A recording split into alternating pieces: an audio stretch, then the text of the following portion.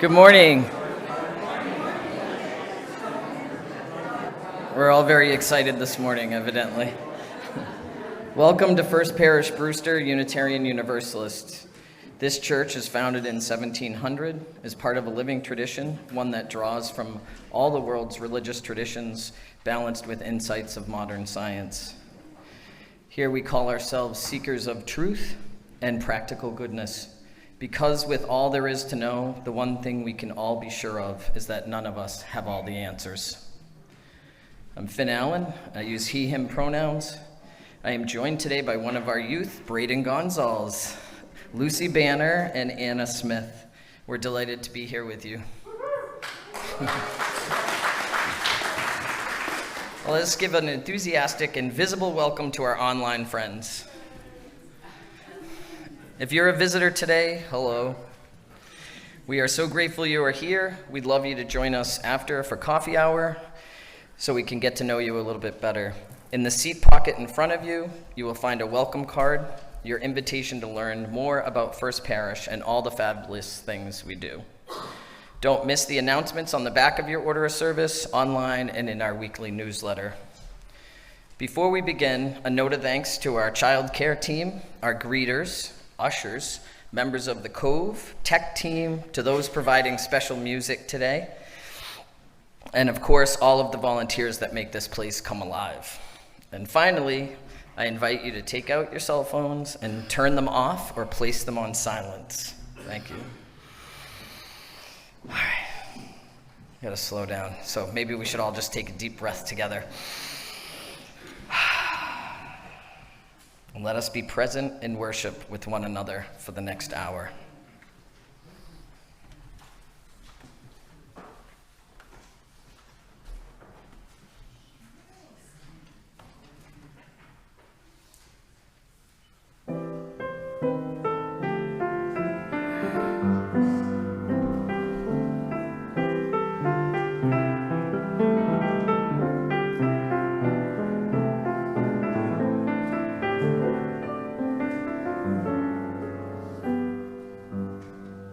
When you wish upon a star, makes no difference who you are. Anything your heart desires will come to you. If your heart is in your dream, no request is too extreme. When you wish upon a star as dreamers do, fate is kind. She brings to those who love the sweet fulfillment of their secret longing. Like a bolt out of the blue, fate steps in and sees you through. When you wish upon a star, your dreams come true.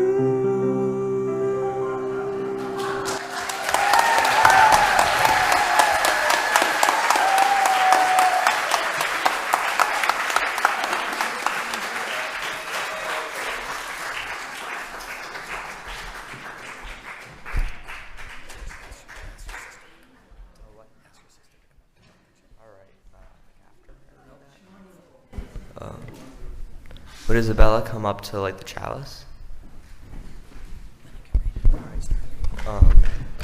We light this flame as a symbol of our shared faith, the light of truth, the warmth of love, the fire of commitment to build a better world. May it burn brightly among us today.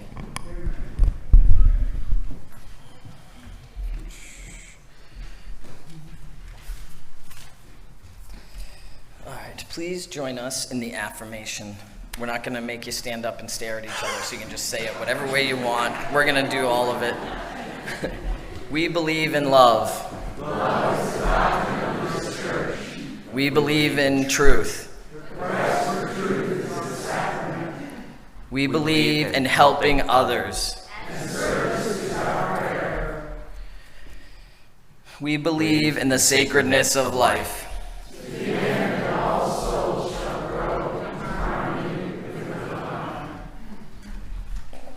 Please join us in singing hymn number 352 in your gray hymnal.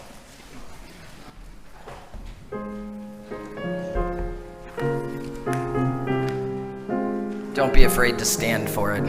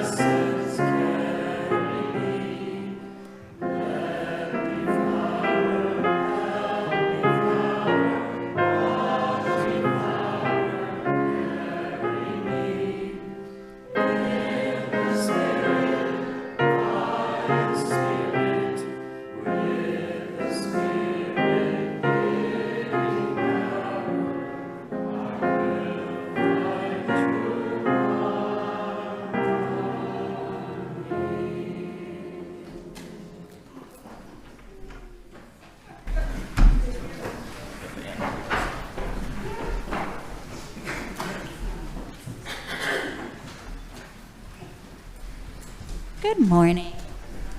Hello. You guys want to come over? You don't have to. Only if you want to. You guys want to come? Come sit with me. Come on. We spent all week together. Got a couple of our little snow kiddos. You want to come over? You don't have to. Well, we listened to such a beautiful song earlier, right? Where was that from? Does anybody know? No. When We Wish Upon a Star? Does that ring a bell? All right, I think it's Cinderella. Anyway, so we're going to talk about wishes. Do you have a favorite way to make a wish? What do you think? Anybody have a favorite way to make a wish? Yes. Close your eyes and blow out candles. That's a special way. Anybody else? Throw a coin in a fountain. I love that. Blowing on a dandelion. Have you done any of that before? You have? Yeah? Break a wishbone. Have you done that? Yeah. Okay. Any others? An eyelash. That's one of my favorites. You ever have that happen? Your eyelash comes off and shh. I'll take a couple more. Anybody else have anything they do? What about 11:11 on your clock? I think that maybe that's my generational thing, not yours so much, right? Maybe not your generation, 11:11 on a clock. Yes? When you say something the same way someone else did pinky, and you say you always get it broken. I love that. What? Or I owe you a Coke. Oh, yes. I know, I remember. I heard another one over here. Touching wood. Wow. There's so many different ways to make wishes. Ooh. Oh. And so many different ways to make wishes. You want to add any more? Can you think of any more? Do you have a favorite of what we said? How about birthday candle wishes? Those are pretty good. What about you? No? All right. So it's just a reminder that we can make wishes all the time in so many different ways, and so many different cultures make wishes lots of different ways. Maybe writing on a piece of fabric and tying it on a tree is a way to make a wish. There's so many ways to make a wish, right? And wishing upon a star is one of them, one of many. All right, thank you all for sharing your ideas. You guys ready? Ready to head downstairs? Yeah, okay. Thank you. Children, let's sing our children out.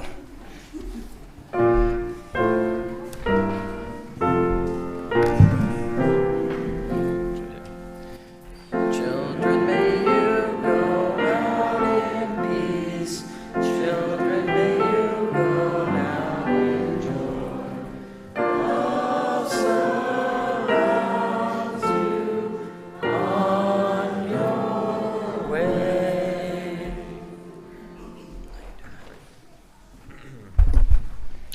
I read that. All right. Now?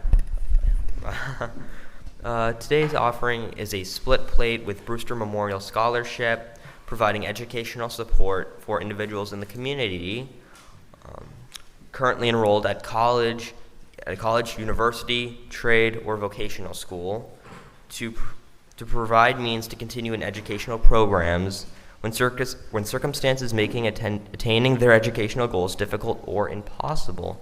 Scholarships are awarded based on need, merit, work, and work ethic. See your order of service for more information. The offering will now be gratefully received.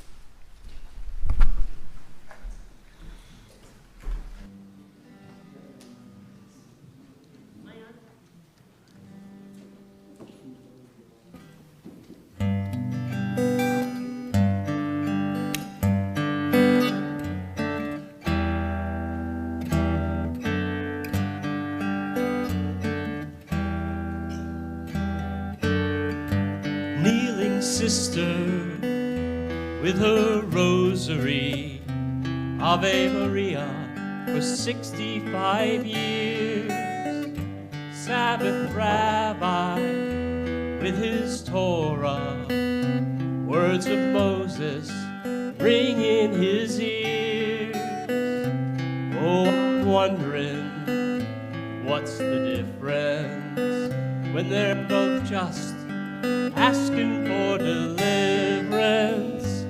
There's many ways to pray, many words to say, many songs, many paths, many teachers, many saints show the way. One light, one world, one love will join our hearts one day.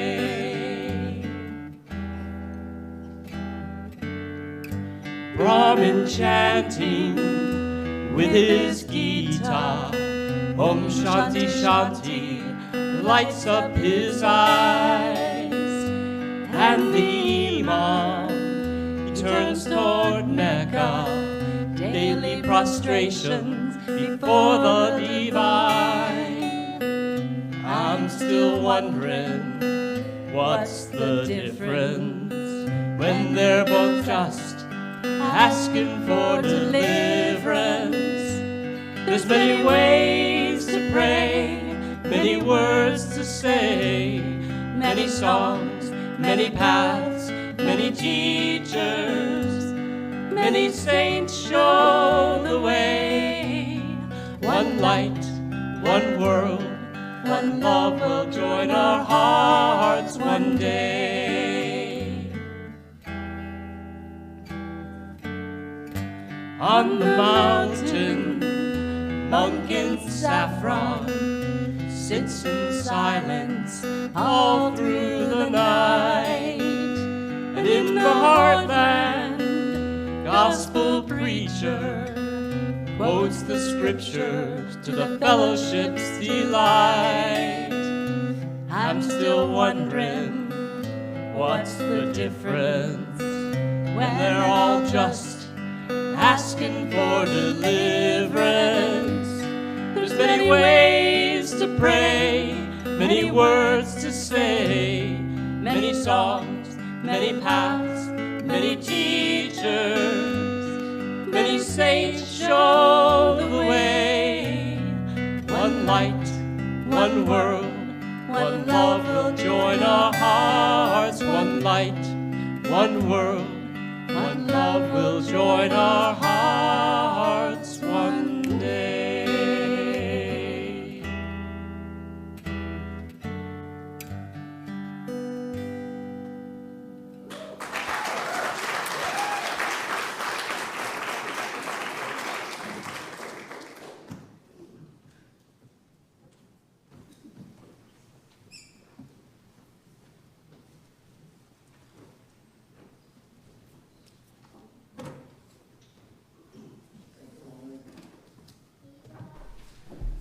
Take a moment and quiet your mind and join me in a contemplation. May I be gentle with myself today, offering the same patience I would a dear friend. May I recognize that beneath every face in this room is a heart that wants to be understood, just like mine.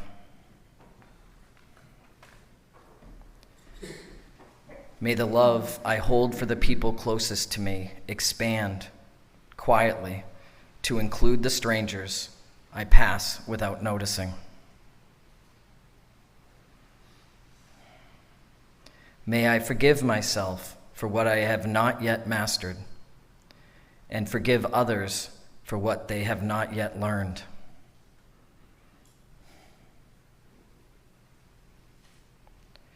May we all move through this day held by a love that asks for nothing in return.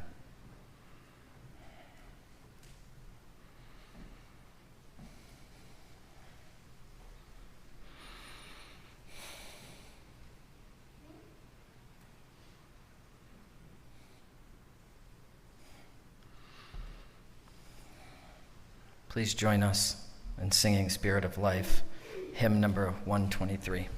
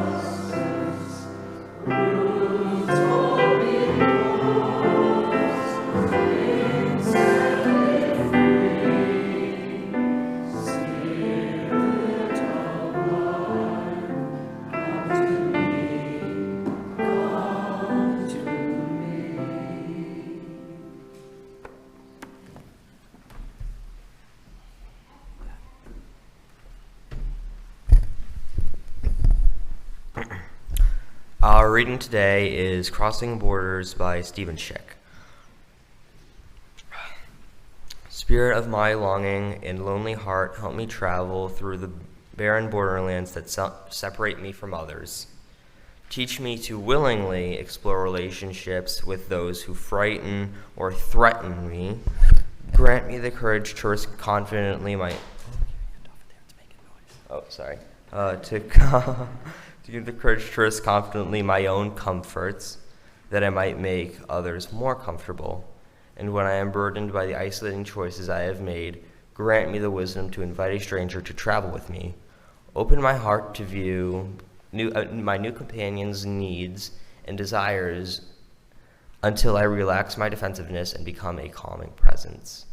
As we travel, grant me the vision to notice how each step we take together moves us closer to the promised land, and where all souls grow in hope and the resilience of love.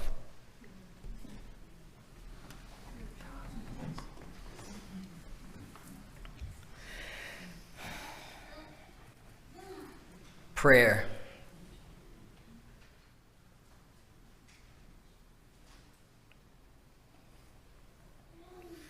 I feel like I missed something, Bob.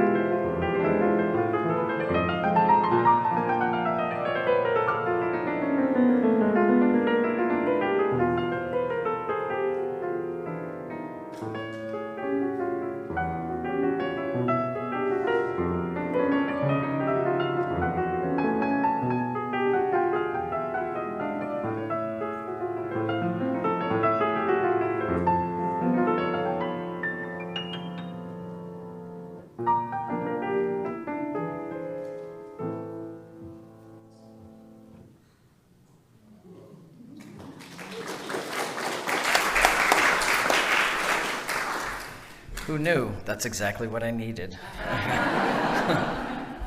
We'll start over. Prayer. If you're anything like me, when you heard the word prayer, you may have had sudden feelings of dread. Perhaps the dread was so strong that you looked toward the door and wondered if you could get out of here without me noticing. Maybe you flashed to a childhood memory of being forced to pray. Or perhaps you felt a relaxing release, an exhale, like I mentioned an old friend. My journey to prayer has been through resistance, addiction, a shoe rack, and a kitchen utensil. And I have experienced all of those feelings regarding prayer. I don't know about you, but there are certain memories, and when I think about them, I just don't remember them. I relive them as if they're happening right now.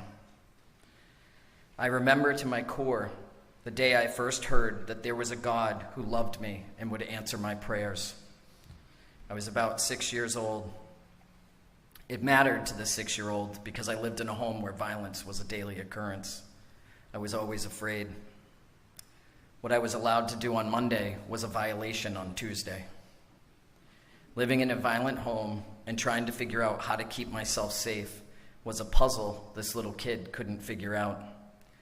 So when I heard and learned at church that there was an entity called God who would love me unconditionally and keep me safe, I was all in. It brings me to tears thinking of that innocent and hopeful younger self. Hope for love, hope for safety. I was told that God answers prayers, so I prayed, and I prayed, and I prayed. I didn't ask for anything specific, not toys or wishes, which I've come to learn are prayers. I just wanted to hear God's voice, some sign that I was not alone in that house, that I was not alone in that fear and in that scary life. And it never came. So I told the minister at my church that I'd been praying to God, and God wasn't answering. And I asked him why I couldn't hear God. Mind you, at this age, I really thought I'd hear a booming voice coming from the sky. The minister looked straight at 6-year-old me and said, "Because you're selfish."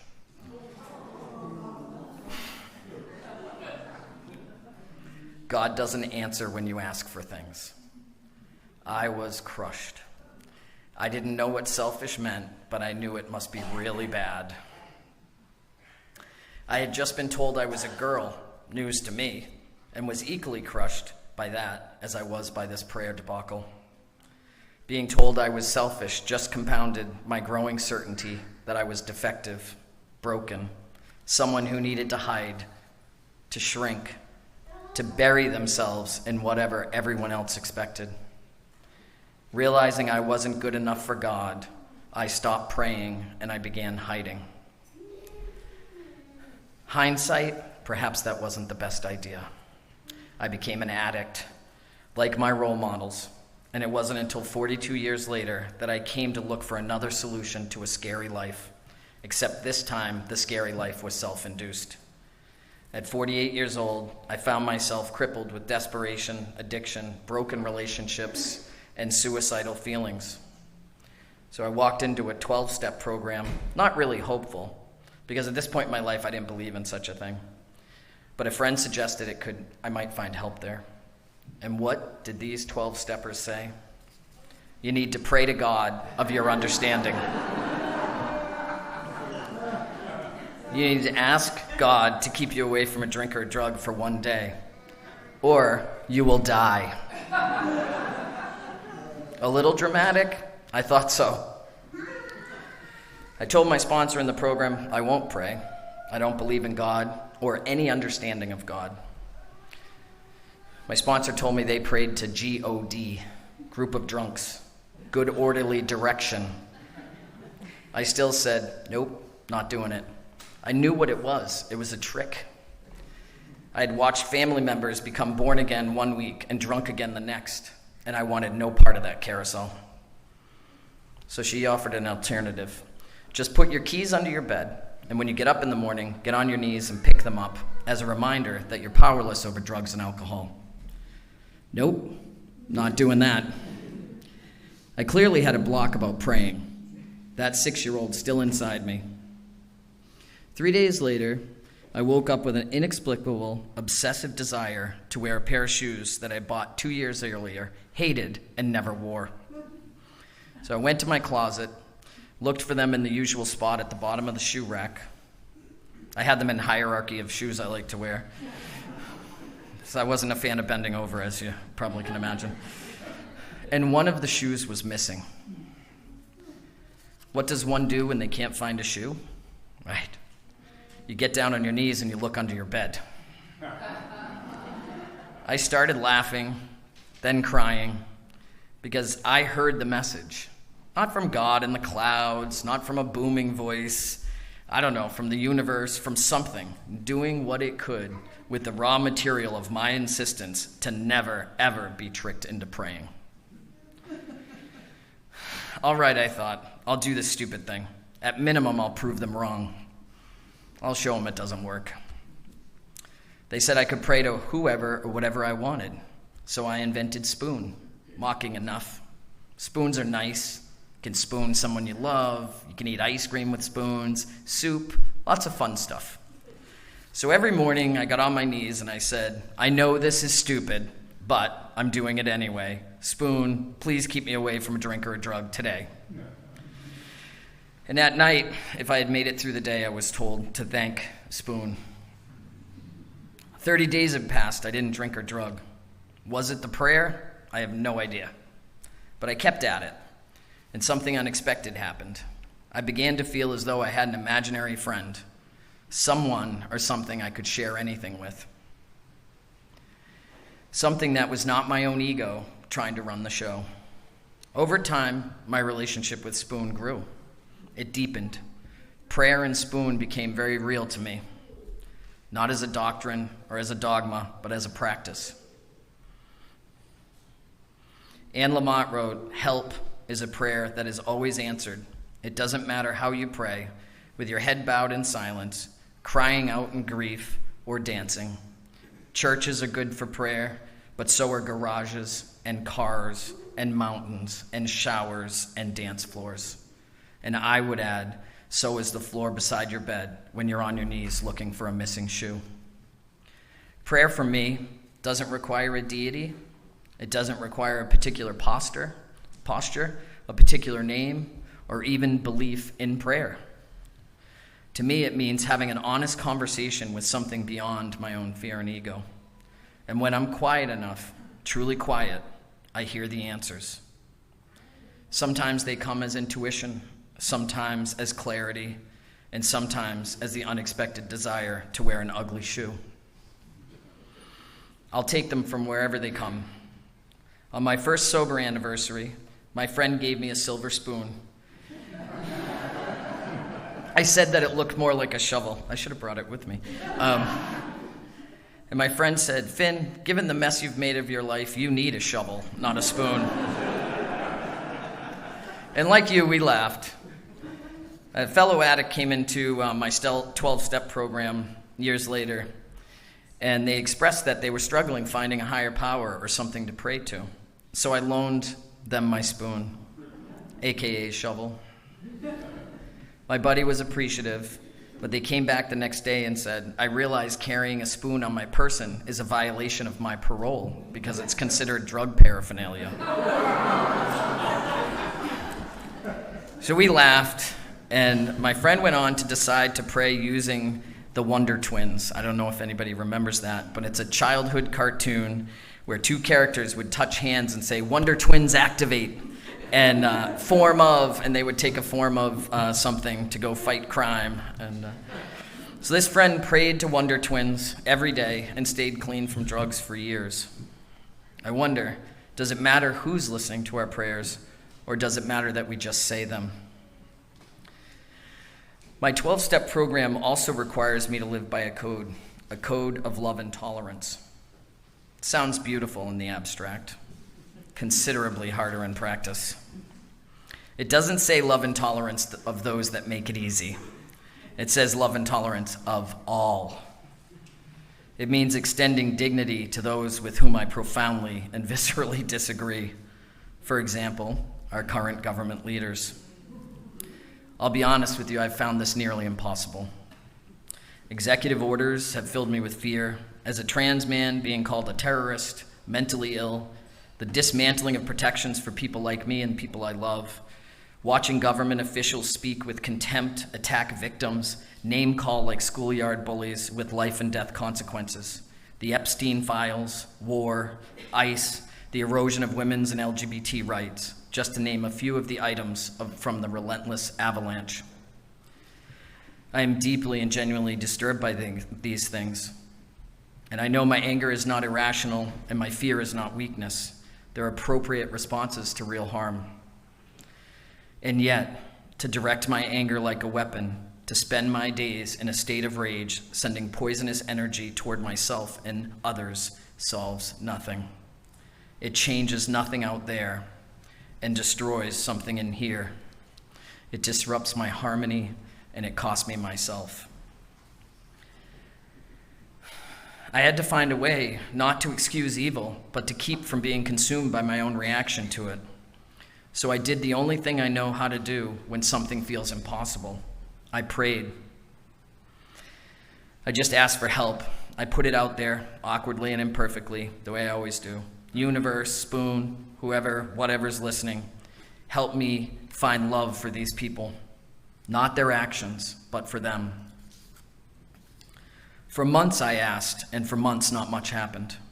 I just kept waffling back and forth between rage and the desire to fill my principle of love and tolerance. Then one day out of the blue, I was imagining myself hugging our president. holding him and consoling him and saying, "You are loved. I know you are afraid, but you will be okay." I want to be very clear. I was not endorsing him. I was not excusing his actions. I was not minimizing the harm he has caused and continues to cause. But in that strange, wondrous moment, I felt a clear, clean disconnection between the person and his actions. I felt full of love in a way I hadn't expected. I understood something I could not have arrived at through argument or willpower alone. That even the people who frighten me most are human beings, fearful, wounded, capable of harm, yes, and also, somewhere beneath all of it, in need of the same thing that 6-year-old boy needed in that church all those years ago: love, safety, and the assurance that they are not alone. I would never have thought to hold someone frightening in my imagination and offer them compassion. But prayer took me beyond the limits of my own anger, my fear, and my humanness and showed me a way. This is what I've learned about prayer, for whatever it's worth. It's not about the right words, the right posture, the right God, or any God. It's not about being deserving. The minister was wrong about me. I'm not selfish. I was a child asking to be loved, and there's nothing selfish about that. Prayer, as I understand it, is the practice of opening to something beyond my own ego, my own fear, my own stuck places. It is the act of saying, I cannot do this alone, and I'm willing to receive help from wherever it comes. An unexpected hug offered in my imagination to someone I feared as the quiet voice of my own intuition. You do not have to call it God. You do not have to call it anything. But I invite you to consider, whatever your tradition, whatever your theology, whatever you have survived, that the practice of reaching beyond yourself is available to you. That the answers are there in the quiet, waiting. All you have to do is ask, and then listen.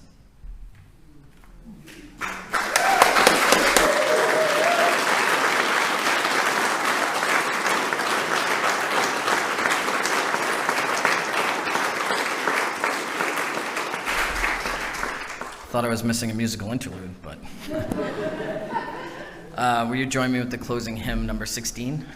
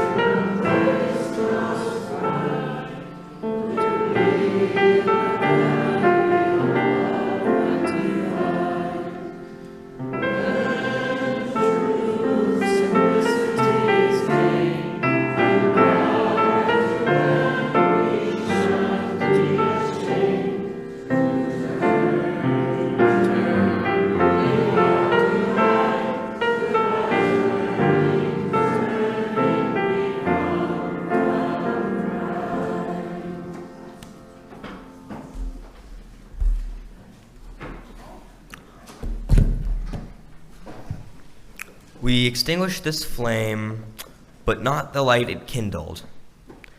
That light does not live in the wick or the wax. It lives in us. That light does not, let's carry this flame out into our week. Not as fire, but as intention. Not as ash, but as promise. Go in peace and go in the light.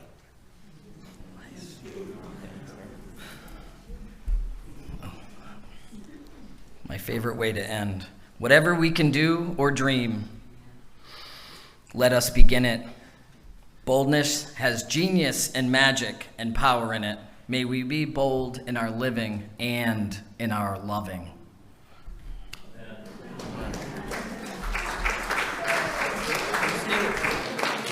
Amen.